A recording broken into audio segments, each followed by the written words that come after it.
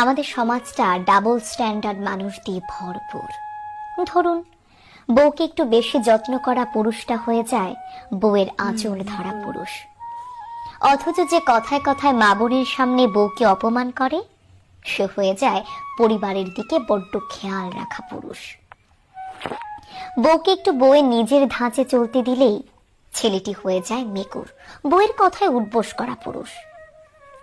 কিন্তু নিজের মেয়ের জামাই মেয়েকে স্বাধীনভাবে চলতে দিলেই খুব গর্ব করে বলা হয়, আহা, খেয়াল রাখা আমার মেয়ের জামাইটা।